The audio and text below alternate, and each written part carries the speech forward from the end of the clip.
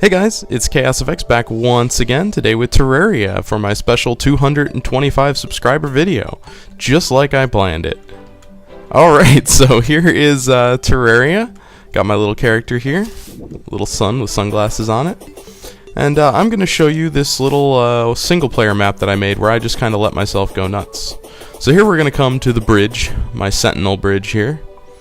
It should be noted that the water was about yay deep, where my mouse is, and I actually dug out the entire thing and built this little ocean. I did that using what I refer to lovingly as my doom drain. The doom drain was used to make all the water and all the lava used in my creations. So I have various things on the doom drain, but we'll talk about that later. So here's my little sentinel bridge, just a little design I put together. It looks really cool at night, so we'll be back at night to look at that.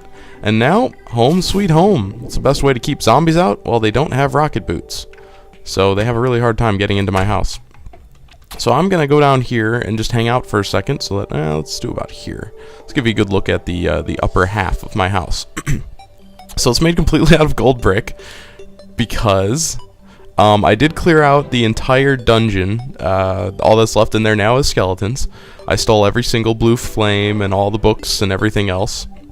Made a whole bunch of bookcases, books galore. I love books. I have them just way too many in all my houses. So what I did is I built little outposts with beds all around the area. I have one next to the dungeon. There's a couple pretty far out. There's one in hell. It's not in hell, it's above hell. So just to have little outposts that I could put beds in. But for the most part, this is the house, and this has all the NPCs in it. I believe there's, I think, a traveling wizard out there somewhere, unless he's joined me yet. Nope, I haven't found him yet because I haven't turned on the evil mode or whatever it is. So this is still before the big patch that lets you go into like super hard mode. I see all the NPCs have their own rooms and bathrooms. And what's kind of funny is they kind of hang out on floors, so I kind of match them with people. This guy has decided to live in my kitchen forever. I don't know whether that makes him like a, you know, Wolfwood from Trigun kind of thing, where he just loves to cook, or whether he just enjoys being here. But since he's the primary merchant I sell everything to, I like to think that he's just always ready to give me money. And then, you know, in here I live with the nurse. That's all I'm going to say about that. So here is my stash. I put stuff in here, you know, just to hold on to it. Below I have all my armor sets and anything that didn't fit, like little things like the starting wig and stuff like that. And then I made a little workshop over here. The cool thing about this workshop is if you stand on the anvil, you actually have access to everything. You have access to the forge, the sawmill, the table, the jar, and the anvil, of course, and I forget, is that a loom? Yeah, the loom. So you have access to literally everything. Each of these chests contains one set of materials. So this one over here is the herbs and stuff, and this one is that. I got my potions over here in case I ever want to make some big potions. I got the other potions. So this is pretty much, I don't have that much in the way of potions, but I'm not that worried about it, and you'll see why in a second. So down here, we have the treasure room. This is just basically surplus. It's all surplus. And here I've got all my super potions, the biggest ones in the game that I know of right now. And my trash bins. My trash bins are quite literally trash. They are, what I try to do, I mean, lava ate a few of my things, but for the most part, everything I ever harvested, I kept. So these are all the dirt blocks, essentially, that came out of me flattening the terrain, digging tunnels, digging a house, digging underground, all that stuff. And I have ones for different ones, you know, clay over here, and here's the dungeon I talk about that I took apart. So that's gone. Wood. And the new wires. I'm really enjoying the wires. They're pretty cool. So this was originally the way down to my house, and out of my house, I mean. And a funny fact about it is that the entrance, or my house used to be centered right here, which was really inconvenient because it was kind of hard to get some. I don't remember what the logic was behind that. Anyway, it was really inconvenient to have my house centered right here, so I literally took the whole thing apart when it was only 3 stories and moved it over this many pixels. So just a fun fact of how ChaosFX wastes all his time. So this used to be my way to the underground. I used to go down these little ramps, and it takes a little while, you can see. But I get to these little entrances that I made. You can tell they're little entrances because they're smaller. and I just break through them and go exploring. Then when I want to leave, that was actually small enough that I could do this, and I had another one up here, which is at the max height of your jump. The max height of your jump is actually a little bit shorter than a max height of a zombie. So a zombie could hang out down here that came up, followed me up, and he would never get in my house to break down this little door. So that was the bonus of all this. A couple of times zombies, I think the eyeballs did, so I wanted a door. I believe that was the inconvenience. Yeah, the NPCs are really sloppy. I see they all still have their bathroom doors shut, which is great. But they usually leave them open, and what would happen is, because I'd have all these open doors, having the well right here means that the little flying eyeballs would just come up into my house, and if any of the doors were open, they'd kill the NPCs. So that never really happened. Oh, and this is a thing, a continuing theme in my houses too. There's always a safe you can't reach without a grappling hook. So it's like 1 pixel out of reach. But yeah, so I went out here. I have a little automatic door now. So not really stopping zombies, because it will automatically open for them. I have my water well, and then my secret well with the sign. We'll see what that's about in a minute. But we're going to continue with the house, because we're not done yet. So here's my mushroom garden. And I also have a corruption garden. The corruption garden is just small enough that it doesn't actually create a corrupt area. So I can harvest the corrupt mushrooms without having to worry about the actual enemies showing up. Although I think it does change color at one point, so it thinks it is. And this is my masterpiece down here. Well, let's talk about this first before we do the masterpiece. Here's the energy mushroom. So like I said, I could make a ton of potions. I just don't worry about it. If I ever needed to, I could just make tons of them. So here is my masterpiece, the underwater biodome. I built an ocean. I brought enough sand and seashells for it to populate the whole area down there. It was really fun digging this whole thing out, and even more fun if you check my Steam account. I have screenshots of the Doom Drain construction. I believe the Mark V Doom Drain is what I landed on for my final construction. But there were various problems and entirely way too much water used in the creation of this place. So you can see I've got all the flowers here. They're all in pots. They all are blooming 100% of the time that they're able to. So the water ones are always blooming, the lava ones are always blooming. So if I want to, I just harvest all of them, replant all of them, and go on with my life. And here I've got seeds, so I'm not hurting for seeds either. Alright, so that's the actual house part of this. Ooh, it's getting to be nighttime.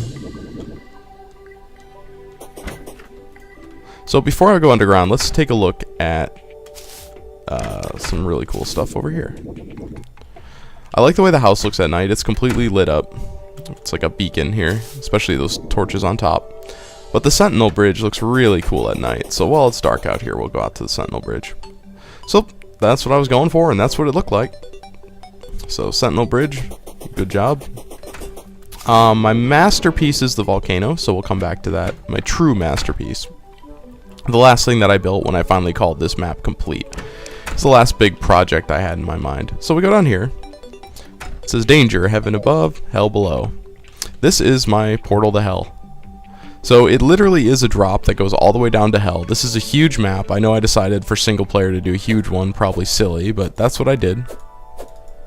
So you can see this just goes and goes and goes. Anyway, for those of you who haven't heard of Terraria before, it is a very fun game. It's like a two-dimensional Minecraft. In fact, it has almost everything that you love about Minecraft started here. Minecraft, of course, a great 3D Lego-type building block game. They started with the building blocks. Terraria copied them. Then Terraria added enemies that can bust through doors, invasions, magic potions. A lot of the stuff that we enjoy about Minecraft today came from this game, and there's still things that they haven't actually done. So at the bottom, you see I didn't even need to break. I knew where the bottom was by heart, but I didn't even need to break because I actually have a little puddle of water down here. This puddle of water, like old Minecraft, will stop any amount of fall damage. So you can see I just fell. You can see my depth meter over here. About 3,000 feet, landed in a cup full of water, and went all Looney Tunes. I survived. So over here, we have the little outposts that I was talking about. They're all set up pretty much exactly like what you see here. So it's just a little pseudo-safe area to put a bed. And then this is the continuation of, it was all lit up, so you probably saw it on the way down. what I was talking about, my old mine shaft to get up and down. So I painstakingly crafted all this stuff. So here, this tells you, welcome to the jungle, you gonna die 5 miles ahead. My underground jungle was a good distance away from my house, so I built this little passageway. That is, I'm not gonna go over there. It's got a bronze outpost, but other than that, it looks exactly the same for the entire long trek that way. But you might notice I have a funny little contraption over here. This is the Doom Drain Mark V. The automatic Doom Drain Mark V, I should say. So I left some water in it. Yep, I left some water in it. Excellent. Now it does a couple of things. It's got a pump down here that brings water back up to the top. And then it's got this little formation of pebbles. This pebble formation actually generates water. It doesn't generate a ton of water. What ends up happening is when the water is almost empty, it generates a lot of water. And I'll show you what I mean by that right now by turning this on. So this is the reservoir. To refill the reservoir, you flip this top switch and the automatic Doom Drain turns on. Now I thought, what better place to put the automatic Doom Drain than literally right above hell. Down here is hell. And so I decided, if anything goes wrong, I'll just open the gate and flood hell. Because those guys are jerks anyway. So over here we have one water creation pebble. And what this does is it cycles. So this cycles water constantly up and down. Now once this completely fills up, that means the reservoir is full and we can turn it off. You're welcome to leave it on, but I always turn it off. So the reservoir is completely full. Now we do the actual Doom Drain. The Doom Drain itself is actually these two ledges followed by this large collection of pebbles.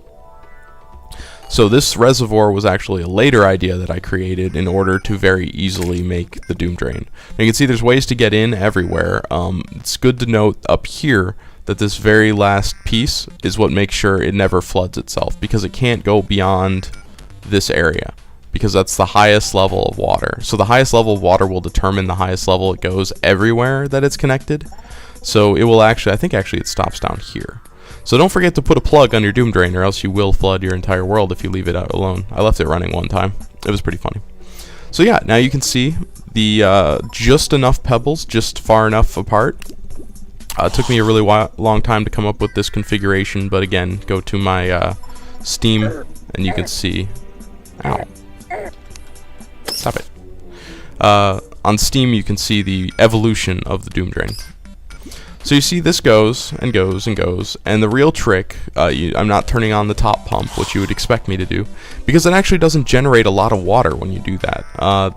It's wait for it to get right about empty. When it gets empty, the water's just going to sit on the line there, and it's going to keep pouring out pretty much infinitely. That is because a half drop of water comes from this direction, and a half drop of water comes from this direction. Together they make a full drop, and due to funky math, it never stops pouring, because you'll see over here, it'll empty, and then the half drops will come back and refill it. So this, a long enough plane, and with lava you can do the same thing, it's just a shorter plane. A long enough plane will make infinite water. And so you can see here, not very much water is making its way to the bottom because there's not much coming out, but every once in a while you get a splurt of water. The thing about this is you can just leave it alone. There's literally no reason not to go make a sandwich, come back when you hear a bat poking you. You can do whatever you want, and the Doom Drain itself will continue making water forever. When you're bored of it being slow, you can go ahead and turn this back on. Makes a little less water when you do it this way, but it will stay on forever, unlike the other one. Over here we have my obsidian machine. The obsidian machine actually has a pump that goes all the way down to the lava bed and pumps lava up. The reason I decided to pump lava up is that water evaporates in hell. And I think I have a switch around here that dumps the water. I thought I did. Is that, oh, that's this switch right here. So that last switch will actually dump the water into hell. But if you decide, hey, I don't want to, you know, lose all my water, then you want to definitely keep that sealed, because water will evaporate in hell and it won't actually make that much, certainly not as much as you would think, in the way of obsidian down there. So I pumped the lava up, very little at a time, obviously, but I managed to get a pump pretty deep into a house, and then I collapsed the lava on it. So eventually all that lava will get pumped out of there, and then I'll break down the next house and let the lava into the reservoir, and etc, etc. I decided against that. It's something I could do, but it was entirely too much time. I decided not to waste it. So like I said, hell is right down here. You can kind of see everybody hanging out. So that's it for that. Let's teleport back home. Alrighty. So, go outside here. I think nighttime should be okay for the volcano. It's time to go to the volcano. So, to the east of my house, a little ways, we have the volcano, which I'm going to show the top of it later. Right now I'm just going to show the secret passage and the entrance. So here is the entrance, hidden. You just run right through it. Okay, so here is my little statue that I made. People make statues all the time in the game. I figured I'd give my try at making one. So I tried to make a little pixel statue. Now you can see the door is not even with the thing here. That means zombies cannot break it down. Also, you notice all my doors that I have to open manually around here have a switch. That means that when I'm done, I can just go ahead and not worry about closing them. The switch to close that one's actually down here on the foot. So if you just walk out, it will close itself. I tried to get an ingenious door pattern so that I wouldn't have to do much work and it would keep the zombies out. So here is my volcano. You can see the lava going through the middle, all the ash everywhere. Got a ton of hell forges from hell, a ton of books from the dungeon. And this is a bigger version of the workshop. You can see we have the kettle here. The bar here, those were actually in my kitchen in the original house, and now I have this new goblin table. So standing right about here between the two of them will give you access to all of them when you're crafting. So that is useful. Got another bathroom down here, and here is the safe hideaway in the middle of the volcano. I don't know if you can tell, but the music is changing. That is because the east side of the volcano I planted a jungle. So the top of the volcano actually separates forest from dungeon, or forest from jungle. Over here we have my Dr. Evil ready room, where I invite clients to talk to them with a sea of lava behind me. No, but that would be pretty cool. And that is pretty much it. So this, I actually did dig all this up and fill it with lava myself. There was no lava here. I actually built the mountain too, so all the mountain that you see I actually built as well. This wasted a lot of time, but at the same time it was super fun. So let's go to the top of that volcano, since I think I hear sunlight. Nope, that's still nighttime music. Oop. And stupid zombie got in. When the zombies figure out how to get in, they sometimes leave the door open.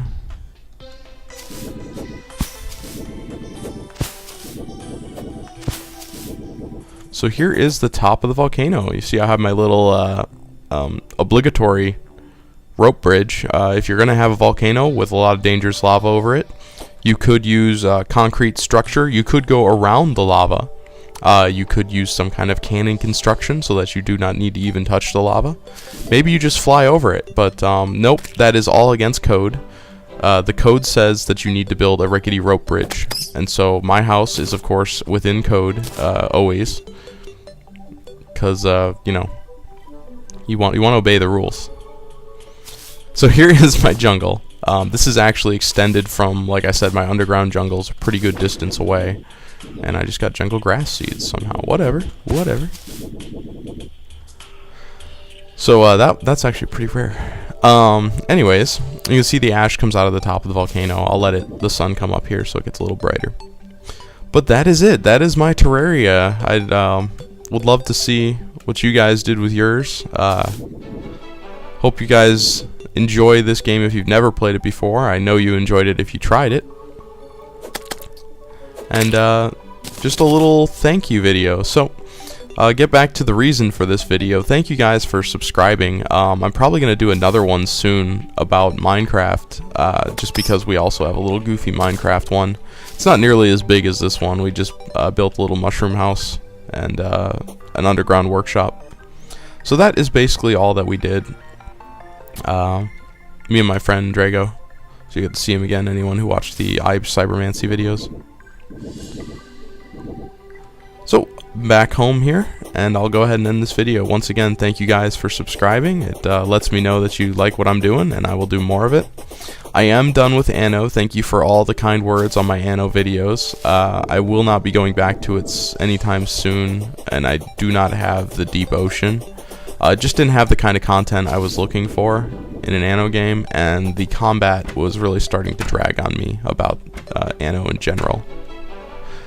So, that concludes my Terraria 225 subs video, which of course was what I promised originally, and there isn't video proof of anything to the contrary on my channel, so don't even look for it, because you won't find it. So hey, thanks guys, and hope you enjoyed it. Talk to you later.